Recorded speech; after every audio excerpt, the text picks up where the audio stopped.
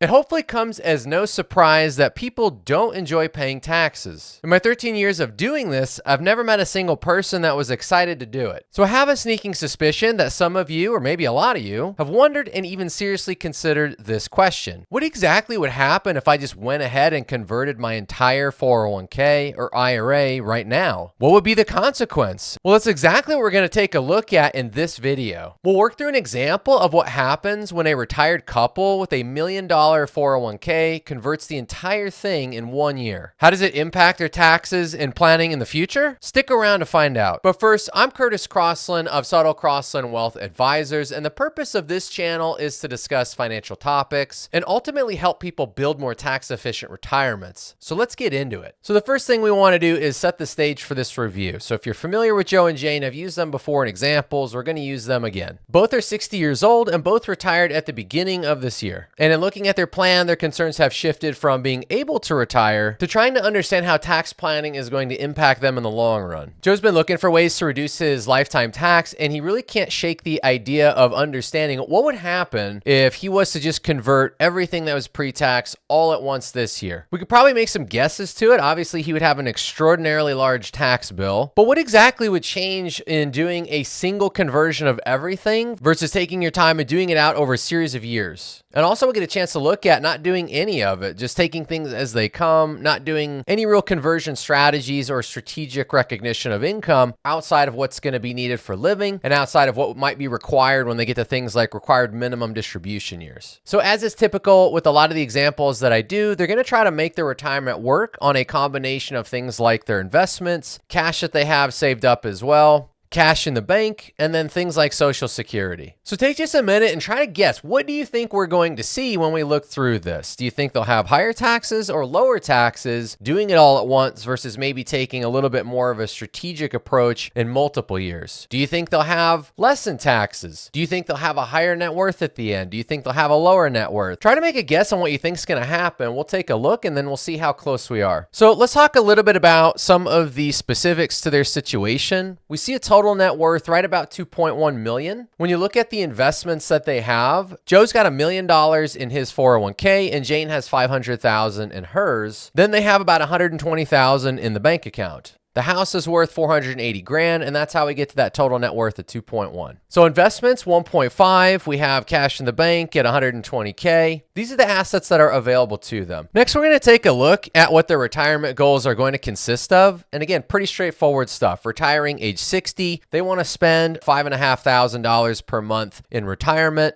We are assuming some additional healthcare costs. These numbers reflect the national average of pre-Medicare insurance cost. And then of course, there's going to be Medicare inclusion in the cash flows once they're 65 plus. And this time around, we're going to use $20,000 for go-go years spending. And basically what this is going to be is a 10-year stretch where they're going to spend an additional 20 grand a year. That could be for travel, that could be for family, that could be for fun stuff. It's basically increased spending during what is referred to as the go-go years of retirement, or the early years where you're trying to check off all the bucket list stuff before a lot of folks typically get to that age where maybe it's more difficult to travel, or the aches and the pains are keeping you from doing some things, or you just maybe spent or bought everything that you care to do outside of just daily living. And something else to note that's going to be important is we're going to look at life expectancy for them out to age 90. Now, it's kind of fun seeing some of the comments in other videos, people asking questions about, what happens if somebody passes early. There's no way both are going to make it to 90. And those points are well received. I have no idea when anyone's going to pass away. My hope is that folks have a nice long life where they get to enjoy time with their family and doing the things that they love. But when it comes to planning, we have to sort of pick a target and go with it. 90 really is above the average life expectancy for anyone. And there are going to be some people that live past it, and there's going to be plenty of people that don't make it there. I get that, but if you think about what this is showing us, it's going to give us essentially a 30-year view of retirement planning. So we're going to go with a 30-year planning horizon in essence, and take everything that we look at with a grain of salt. Time is the great equalizer, if you will, when it comes to laying out plans. A lot of things have to go absolutely correct over 30 years for everything to work out this way, but we're trying to lay out a roadmap of what the potential might be. So bear that in mind as we work through this. Next, we'll just jump over and take a look at Social Security. We're going to say for Joe that he's going to have a monthly benefit estimate of $2,800 once he reaches full retirement age. And then for Jane, what we're going to see is that she has has a monthly benefit of $1,900 at full retirement age for her. That's $67 for both. Now, a quick point on this, because I do get a lot of comments on this as well. When you take Social Security is going to have an impact on your planning. If you take it early, the idea is that you have more income sooner, but you have less Social Security potential in the long run. And then some people will say, well, I noticed you use full retirement age. Why didn't you use age 70 for the sake of survivorship? Decisions like that are going to be made on a per person basis. So keep in mind, this is just an example. We're just going to stick with full retirement age. But if you want to know what the Social Security difference is in your situation, well, work with a professional. So just that quick recap on assumptions. Again, age 60, retired at the beginning of this year, planning horizon to age 90. They're going to fund retirement with a combination of their investments, the income that can be produced off of that, or using the investments themselves, cash in the bank,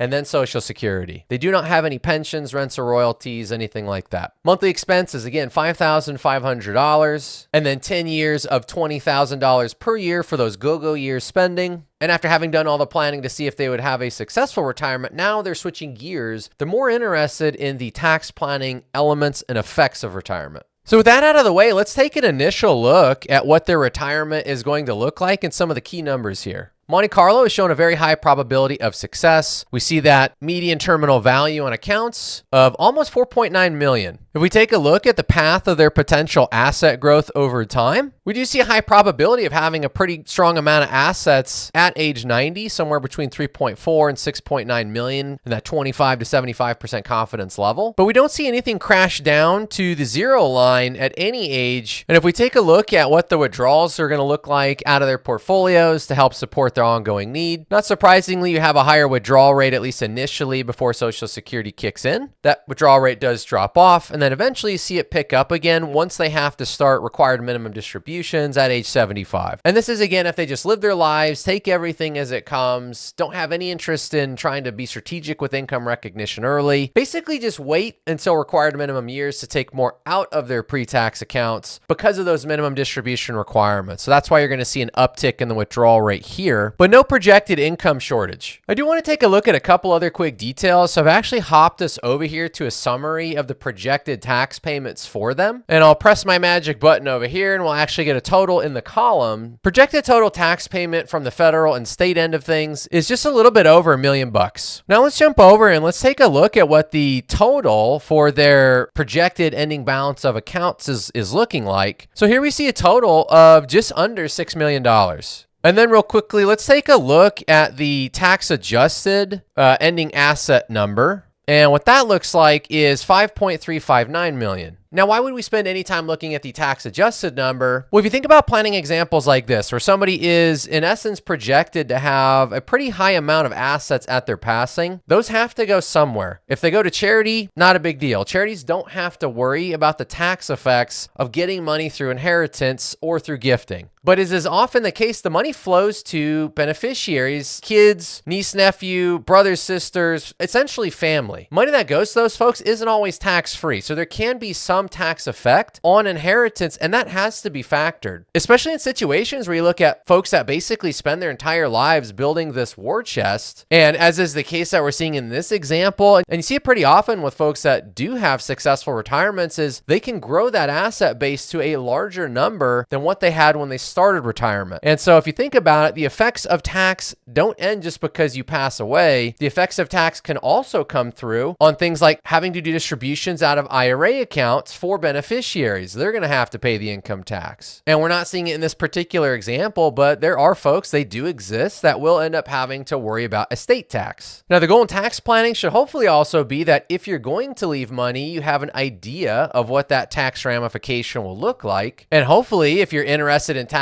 planning for the sake of yourself, you'll also consider that the asset base that you have built is going to have its own life cycle. It's going to have tax considerations that are going to go beyond your lifetime if you build it in a similar way to Joe and Jane here, meaning that you are leaving a significant amount after yourself. So this is a debatable number, but I do want to look at an after-tax adjusted wealth number just for the sake of saying there can be, and likely will be for a lot of folks, tax considerations or tax on inheritance that flows down to ultimately their beneficiaries. So with that out of the way, let's actually come back over here. And now what we are going to do is we are going to add in the mechanism for saying, let's convert the entire retirement right now this year. And as we do that, I want you to keep this in mind. Under the current Tax Cuts and Jobs Act, recharacterizations are not allowed. So take this with a grain of salt, and this is in effect a disclaimer. This is just an example. If anybody is thinking about tax planning for themselves, or hey, what if I was to do conversions? What if I was to strategically recognize income? That needs to come after doing a thorough and complete analysis of yourself, having conversations with tax professionals, deciding what you are willing and comfortable to do. It is not something that you should do on the basis of educational videos that you might see anywhere. So just for fun, let's go in here, and what we're going to say is that we want to do a conversion of 100%. And I know this says Joe, but if we say 401k accounts, this should convert everything. We're going to do it this year, and we don't need to extend that out. It's going to be a conversion to Roth. And as far as taxation goes, it's not tax-free in any way, shape, or form. It's just going to fall under standard rules. So let's take a look and see now what happens from all of those same views that we just did previously if they did nothing. Now let's take a look on the conversion end. So up here, we'll take a look at what happens with their Monte Carlo. We actually see that the Monte Carlo stays at a very high percentage over here, 100%. But if you'll notice, this median value fell by almost $1 million.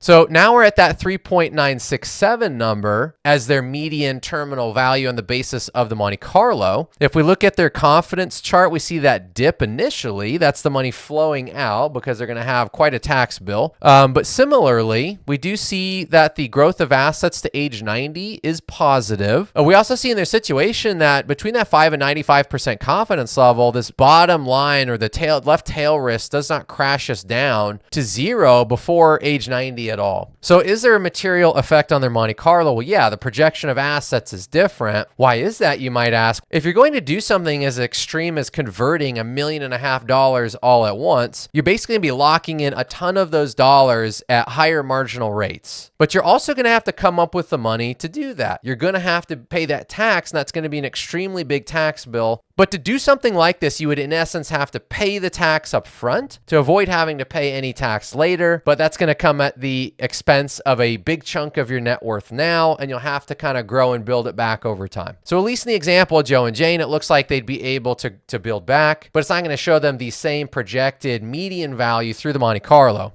If we look at their withdrawal rate, obviously, we have this enormous number up front. We still have some withdrawals that are a little bit high on the basis of needing money before Social Security kicks in. And you'll notice that these withdrawal rate numbers are a little bit higher because this is done as a percentage of available asset. And if you had to pay a ton of money in tax up front, again, your net worth would be a little bit lower. But look what happens on the back end. So once Social Security finally kicks in for both, we have this very small withdrawal rate projected through end of life. There is no RMD requirement. They've effectively eliminated that. So you can see that they would have a period of more years at lower requirements on the account. Now, this would look starkly different if they were to come in here and say, well, let's spend 10 grand a month forever until we're dead. Okay, way different Monte Carlo, but at least in a side-by-side comparison, very big withdrawal numbers up front, and then eventually they would have a very long stretch of low requirements on the account. Again, no income shortfall that we see if they do an insane conversion of everything initially. If we come and actually look at the tax bill now, let's take a look and see what we get. So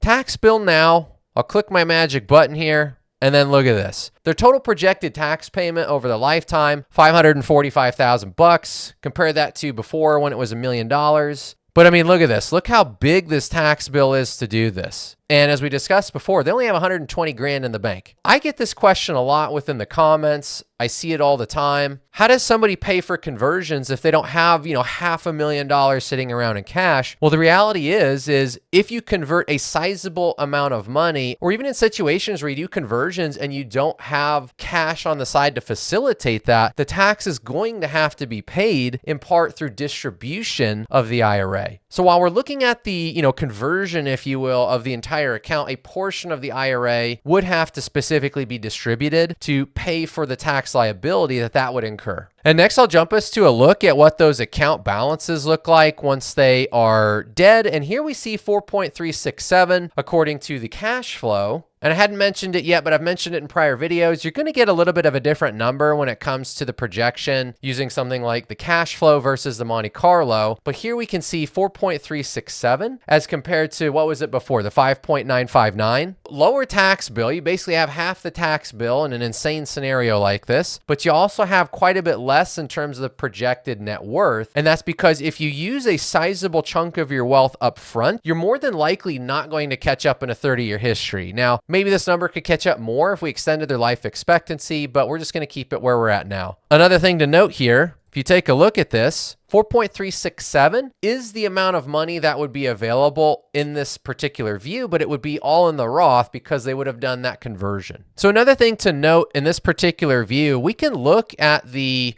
tax adjusted ending assets, but if pretty much all of the investments are inside of the Roth IRA, there's really not going to be an adjustment to that number. But I think the big added benefit, if you will, to doing all of this tax planning in your lifetime and trying to get or shift as much pre-tax over to Roth is your beneficiaries could let an inherited Roth IRA grow for 10 years, basically distribute it at the tail end of that 10th year and get the entire account tax-free. So consider that when you're looking at something like this. So just for fun, we're going to hop back over here. And now what we're going to do is we're going to say, okay, instead of doing like this ultra aggressive, let's convert everything all at once. What if we were to instead look at converting up to a limit? We'll start with something like the 12 and 15%. Well, what is the difference or trade-off there? So instead of the attitude of saying, well, I don't want to just deal with this every single year. I don't want to have to think about it, do it all at once. No, if you say, well, every year I'm going to come back and assess what is my potential and look to maybe have an approach that says I will convert or strategically use IRA up to a particular level, what does that look like in comparison? So we'll do a little bit of a bonus here. We'll say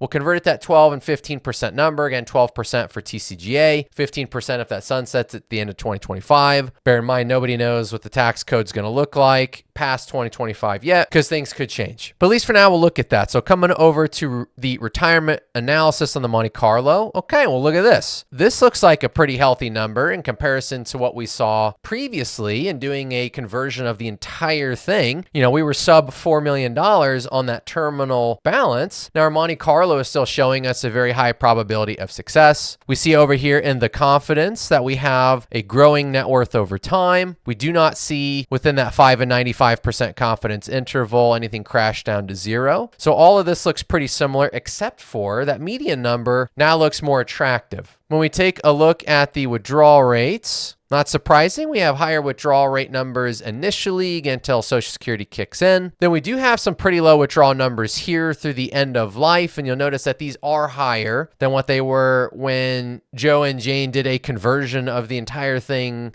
in one fell swoop, but they are lower than they were if they did nothing. If they did no conversion, if they did no real tax planning other than just kind of taking things as they come. I also hopped us over here now to the summary on the tax payment. And when we do a total on looking at converting, up to that 12 to 15% bracket as a regular or annual review, now we've got a projected tax payment of roughly $718,000. So it's not as low as it was if they do a conversion in 1 year, nor is it as high as if they do nothing. So we're starting to hit some kind of middle ground as you might expect.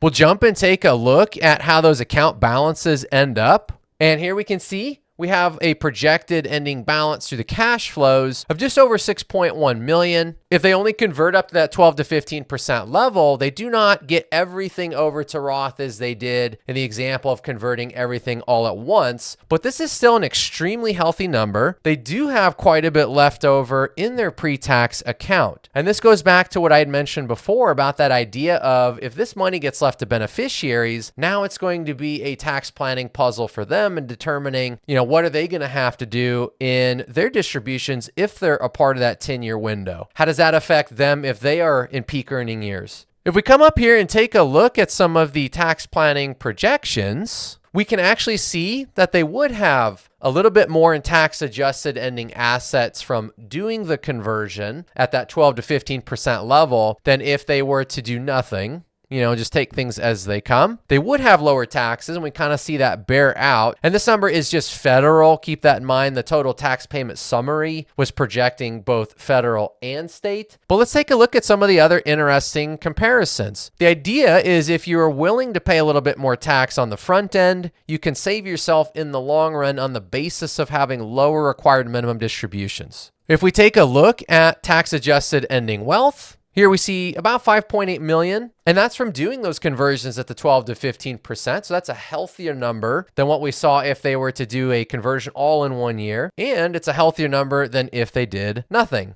So what exactly are the trade-offs for Joe and Jane when you think about the difference between doing nothing, doing a conversion all in one fell swoop, and then maybe having a plan or approach that says, let me do conversions, let me actually do something and use these years that I have, but let me try to meter that out in a way where I am not doing it all at once. We saw that if you want to have the, quote unquote, if you want to have the lowest projected lifetime tax, well, doing a conversion all at once shows us that in the projections. But if you want to kind of balance that, if you will, with a higher ending net worth, or with having simply a different makeup of the assets that you have and are going to be leaving behind, then there's a big distinction between that and doing a conversion strategy where you're maybe doing this over the course of several years. I think what's interesting in their situation is I don't think you would look at any of the projections that we saw and feel like that would necessarily end up a bad thing. Them doing nothing still showed them with a very high ending net worth, still plenty of assets to cover their needs as they age, still an ability to leave a very nice and healthy inheritance to whomever they want, whether it's an individual, family, charity, or maybe the single most expensive party for their funeral. In any event, the examples showed that they have that capability. But if you are like me, if you are like so many others where trying to optimize your situation matters, I use the cliche all the time. It's not just what you make, it's also what you take. If these things matter to you, then this becomes a puzzle, something that you want to try to look at and assess. The trade-offs in being extremely aggressive upfront and doing a total conversion in this example was a lower tax payment, but also a lower projected net worth. We saw a little bit more balance and actually some improved numbers in doing a measured conversion approach, that 12 to 15%. If we were to look at other variables like a higher withdrawal rate, we could see if there were opportunities to consider more, maybe less, but it's interesting to run projections like this. What is possible? And you can look and see, well, how does decisions that maybe I make today affect me in the long run? And then as life unfolds, well, what do I need to do differently or change? There's so much that you can explore when you actually take the time to look at things like this. And it's impossible to look at every single, permutation of what this is. I know there's probably going to be, a comment or two on, well, what if Joe dies at 75 or, what if Jane lives to be 150? There's definitely going to be those questions. This is not a crystal ball and a perfect view of what absolutely will happen, but you have to use tools like this to help establish or understand what your macro opportunities are. And then from there, every year is going to be you taking a look at in a micro way. What do I do this year if I want to try to work towards the macro? Or do I have other variables that I have to consider, other life events? That is the fun of doing tax planning. So I actually did a video and thinking through the framework of your tax planning. You can check that video out next. But looking at examples like this, trying to understand the framework of, tax planning as it relates to some of these examples. And I don't particularly view Joe and Jane as an extreme example, although some folks may feel that it is an extreme example on the basis of maybe their asset base or the fact that they don't have any other, extemporaneous variables like pensions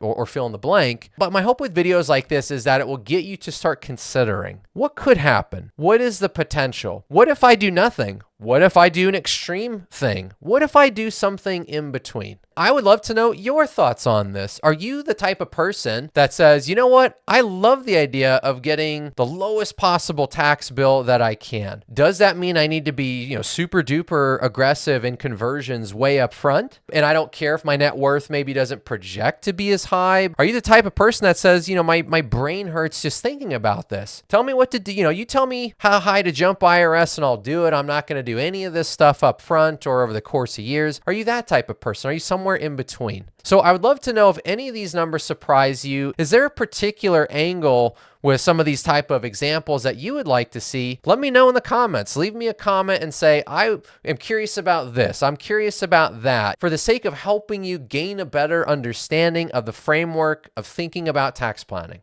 So if you got something out of this particular example or video, I would certainly love a subscribe. Again, feel free to leave me a comment and just let me know, like, hey, I would love to see this or that, or include this or take that out. And also just let me know what you might like to see next. I'm always amazed when running these tax planning scenarios. You really just don't know what you're going to get until you take a look under the hood. And it's always going to be situational and personal factor dependent.